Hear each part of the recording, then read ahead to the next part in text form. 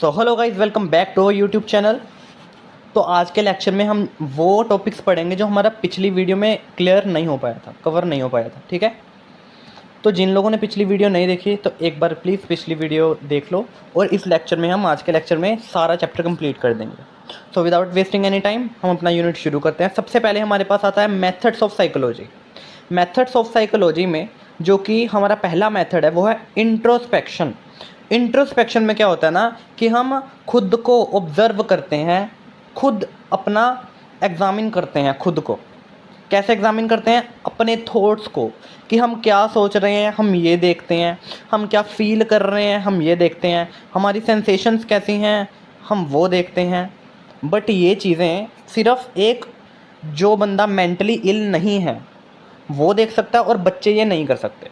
ठीक है, ये ना तो बच्चों पे काम करेगा इंट्रोस्पेक्शन मेथड, ना तो मेंटली इल पर्सन्स पे ये काम करेगा। ठीक है, तो ये सिर्फ मेथड उन्हीं के लिए है जो कि बंदे मेंटली भी ठीक हैं और वो एडल्ट हैं, एटलीस्ट टीन है। ठीक है, टीनेजर हैं।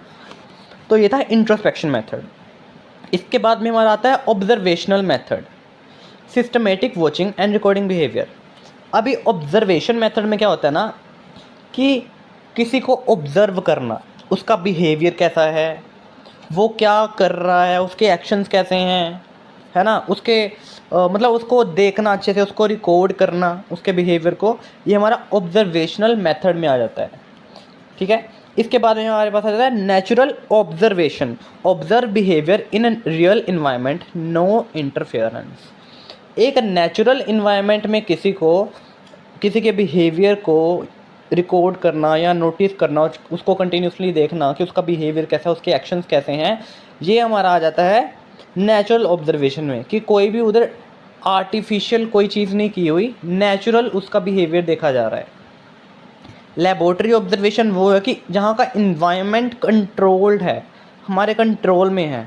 ठीक है, कि जैसे लैब्स में हम कोई टेस्ट करते हैं तो वो लेबोरेटरी ऑब्जर्वेशन आ जाती है। कि अगर फॉर एग्ज़ाम्पल एक चूहे पे एक्सपेरिमेंट किया जाता है, एक रैट पे, हैमस्टर्स पे एक्सपेरिमेंट किया जाता है, तो वो लैब में किया जाता है। एक वहाँ पे इन्वायरमेंट क्रिएट किया जाता है।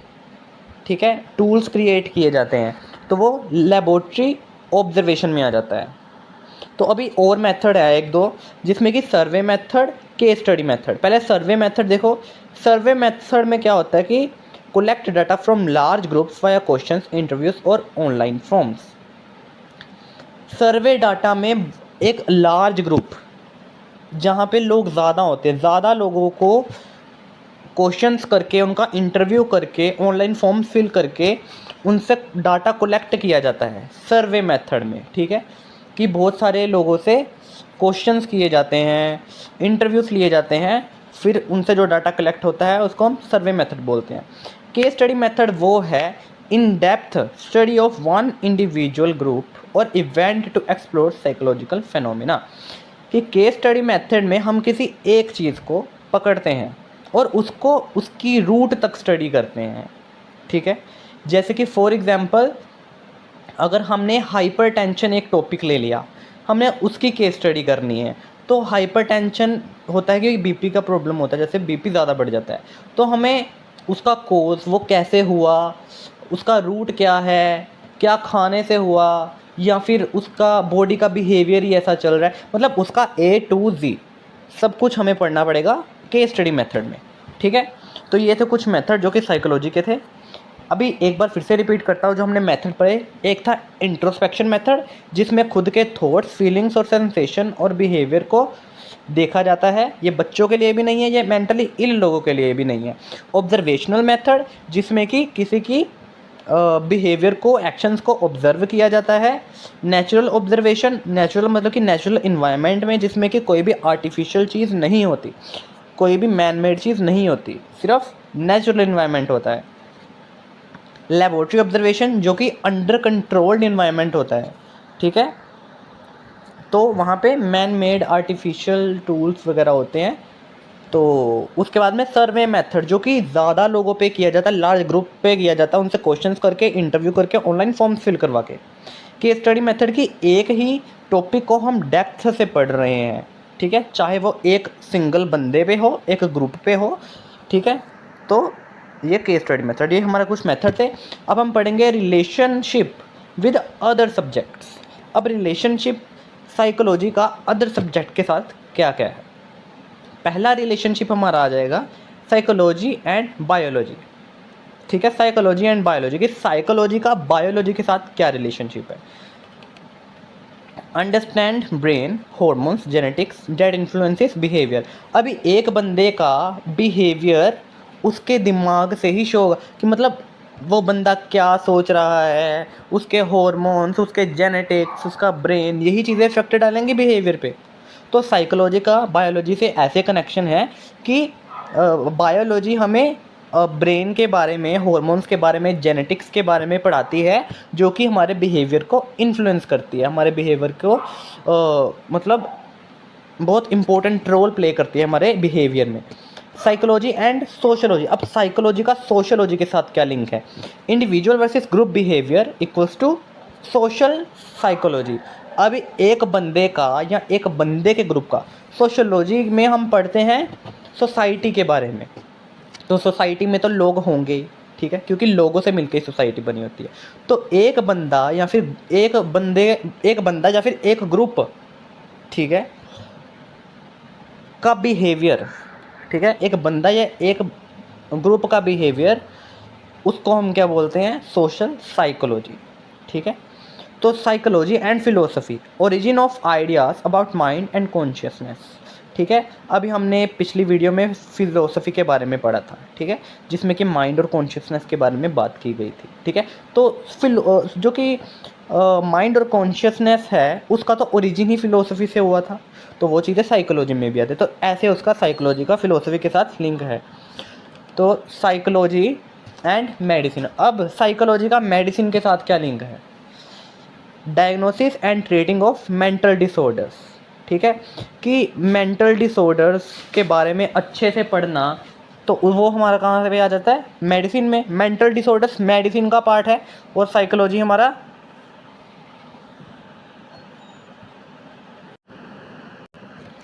तो साइकोलॉजी का मेडिसिन से ये लिंक है, ठीक है, कि डायग्नोस करना या ट्रीट करना मेंटल डिसऑर्डर्स को, ठीक है। तो साइकोलॉजी का एआई के साथ क्या लिंक है, आर्टिफिशियल इंटेलिजेंस के साथ। Cognitive psychology help machine learning human computer interaction AI algorithms, ठीक है। आगे हम पढ़ेंगे significance of psychology in nursing and applied psychology, ठीक है। इसमें सबसे पहले हमारा आएगा अंडरस्टैंडिंग पेशेंट बिहेवियर, ठीक है, building therapeutic relationship, managing mental health issues, enhancing communication skills, self-awareness and stress management, promoting positive attitude and motivation, patient education and counseling, ठीक है। अभी हम साइकोलॉजी को नर्सिंग की फील्ड में कैसे अप्लाई करते हैं, अब वो देखेंगे हम, ठीक है। ये 7 पॉइंट बताए थे, अब ये 7 पॉइंट हम आगे पढ़ेंगे, तो कंफ्यूज मत होना। सबसे पहला पॉइंट था हमारे पास अंडरस्टैंडिंग पेशेंट बिहेवियर, देखो है ना, understanding patient behaviour. Nurses interact with patient of different age groups, personalities and mental states. कि नर्सेस बहुत सारे लोगों से, डिफरेंट एज ग्रुप के लोगों से, डिफरेंट पर्सनैलिटी के लोगों से, डिफरेंट मेंटल स्टेट के लोगों से मिलती है, ठीक है, डेली बेसिस पे, क्योंकि उसका काम ही ऐसा है। Psychology help nurses understand patients emotions, reactions and behaviour during illness. अभी साइकोलॉजी नर्सेस की बहुत हेल्प करती है पेशेंट के इमोशंस को, रिएक्शंस को, या फिर उसके बिहेवियर को जानने में कि वो बीमार है तो वो कैसा बिहेव कर रहा है उसके आगे, ठीक है। Enables nurses to provide empathy, care and appropriate interventions, ठीक है। तो इसके बाद में हम बिल्डिंग थेरेपेटिक रिलेशनशिप, कि थेरेपेटिक रिलेशनशिप बिल्ड करने में हेल्प करती है। Strong emotional connection, improve trust and cooperation. अभी जितना स्ट्रॉन्ग कनेक्शन होगा वो उतना ज़्यादा ट्रस्ट बिल्ड करेगा एक पेशेंट के अंदर नर्सिस के लिए, ठीक है। तो कोऑपरेट भी पेशेंट हमारे साथ उतना ही करेगा जितना अच्छा हम उसके साथ थेरेपेटिक रिलेशनशिप बना के रखेंगे, ठीक है। Psychology help nurses communicate effectively, build rapport, encourage patient participate in care, ठीक है। कि ये साइकोलॉजी हेल्प करती है नर्सिस की एक अपने कम्युनिकेशन को इफ़ेक्टिवली किसी के साथ बात कैसे करना, उस मतलब प्यार से बात करना, रिस्पेक्ट से बात करना, अगर कोई बंदा चिड़चिड़ा है उसको हैंडल कैसे करना, एक बात करने का लहज़ा, एक बात करने का तरीका उसको सिखाता है साइकोलॉजी हमें कि किसके साथ कैसे बात करनी है, ठीक है। और पेशेंट को भी इनकरेज करता है कि वो भी अपनी केयर में पार्टिसिपेट कर पाए। मैनेजिंग मेंटल हेल्थ इश्यूज़, अब मेंटल हेल्थ इश्यूज़ को मैनेज करने में भी हेल्प करता है। Nurses often care for patient with depression, anxiety और स्ट्रेस। अभी नर्सिस इन पेशेंट्स की भी हेल्प करती हैं जो कि डिप्रेशन में होते हैं, एंग्जाइटी में होते हैं और स्ट्रेस में होते हैं। Psychology provides tools to identify mental health problem, support emotional wellbeing, apply coping strategies for patient. अभी साइकोलॉजी हेल्प करती है उनके मेंटल हेल्थ प्रॉब्लम्स को स्टेबल करने के लिए कि उनको कैसे ठीक करें हम, ठीक है। कैसे एक कोपिंग स्ट्रेटजीज होती हैं पेशेंट को ठीक करने के लिए, काफ़ी चीज़ें आती हैं। तो पेशेंट को काउंसलिंग कैसे देनी है, पेशेंट को ट्रीट कैसे करना है, उसको समझाना कैसे है, ठीक है, वो सारा नर्सेस ही काम करेंगे। इन्हेंसिंग कम्युनिकेशन स्किल्स, अपनी कम्युनिकेशन स्किल को इन्हेंस करना, बढ़िया करना। Psychology improve verbal and non verbal communication. Verbal मतलब जिसमें लैंग्वेज यूज़ होती है, नॉन वर्बल मतलब जिसमें लैंग्वेज यूज़ नहीं होती। वर्बल में हमारा बोलना आ जाएगा, लिखना आ जाएगा। नॉन वर्बल में हमारा जैसे फॉर एग्जांपल कोई इशारों से बात कर रहा है, गेस्चर से बात कर रहा है, किसी का टच हम फील कर सकते हैं, वो सारा नॉन वर्बल में आ जाता है, ठीक है। तो ये साइकोलॉजी वर्बल और नॉन वर्बल कम्युनिकेशन को क्या करती है, इम्प्रूव करती है। Nurse learn to listen actively, respond kindly and appropriately, avoid misunderstanding.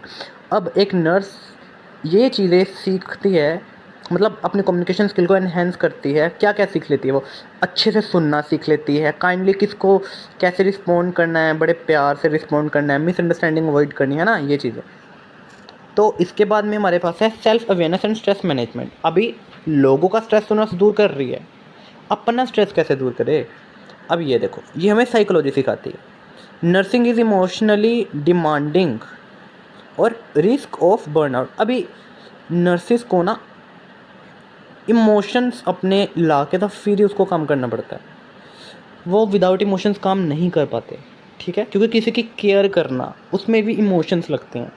तो एक नर्सिंग एक ऐसा करियर जो कि इमोशन डिमांड करता है, ठीक है, जिसकी वजह से उस इमोशन की डिमांड को पूरा करना ही इतना मुश्किल होता है कि खुद ही बर्न आउट हो जाती है नर्स, ठीक है।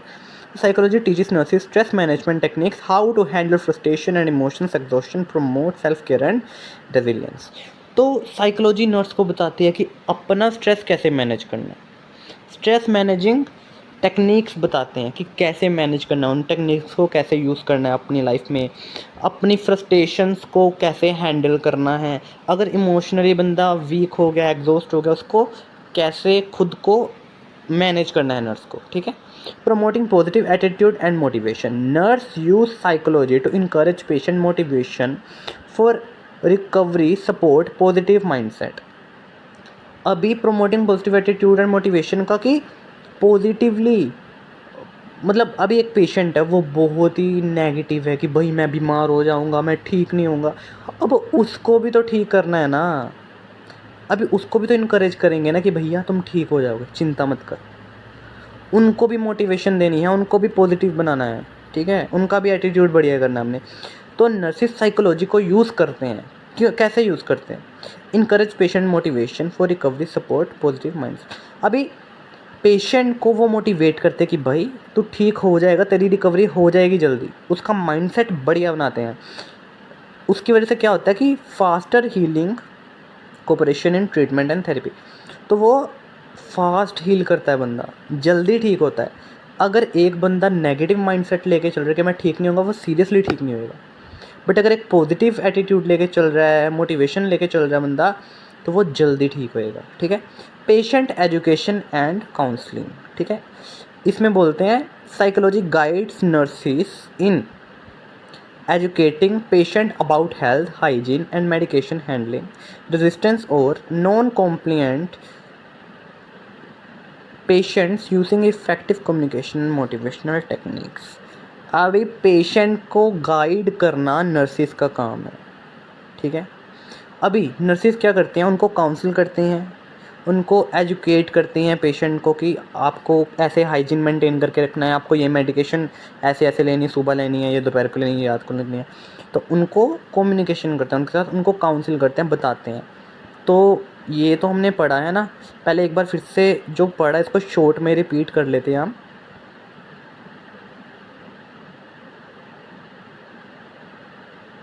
अभी देखो इसमें हमने पढ़ा अंडरस्टैंड पेशेंट बिहेवियर, कि पेशेंट के बिहेवियर को अंडरस्टैंड करना सिखाती है साइकोलॉजी नर्सिस को।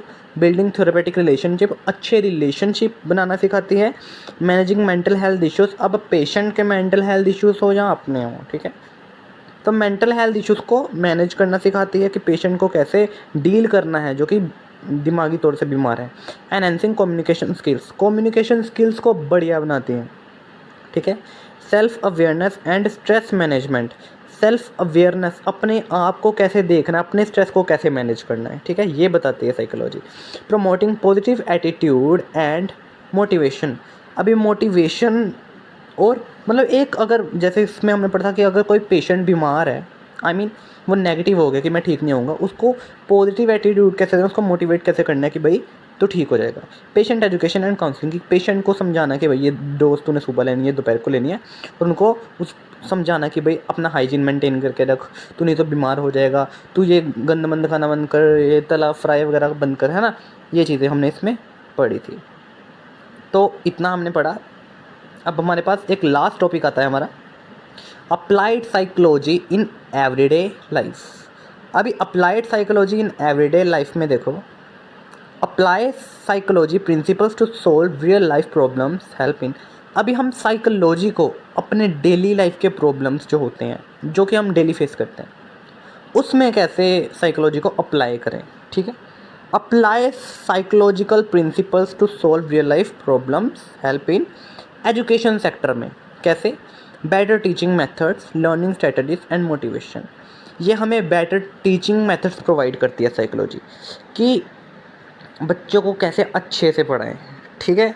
लर्निंग स्ट्रेटजीज़, कि अब बच्चों को ये बताते हैं कि हम लर्निंग स्ट्रेटजीज़ की बच्चे लर्न कैसे करें अच्छे से, एंड मोटिवेशन, और सबको मोटिवेशन देती है ये एजुकेशन सेक्टर में, ठीक है, कि वो पढ़ें, वो आगे बढ़ें। ये साइकोलॉजी को हम अप्लाई कर सकते हैं ऐसी चीज़ों में, ये स्ट्रेटजीज़ हैं, ठीक है।